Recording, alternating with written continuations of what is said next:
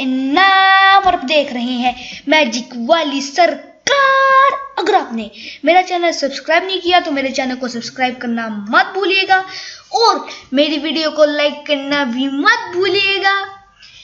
लड़की वाले, हमने अपनी बेटी का रिश्ता नहीं करवाना, वो भी पढ़ रही है।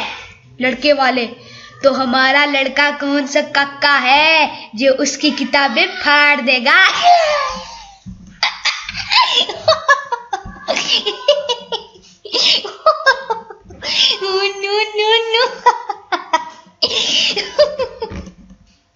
ये बात है उस जमाने की। चुप चुप। डॉक्टर और मरीज, इन दोनों की गपशप।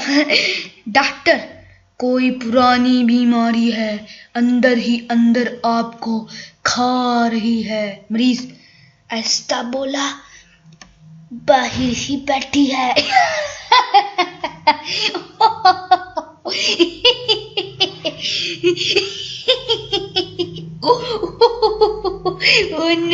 नो। दोस्तों, उम्मीद है कि आपको ये वीडियो पसंद आई होगी।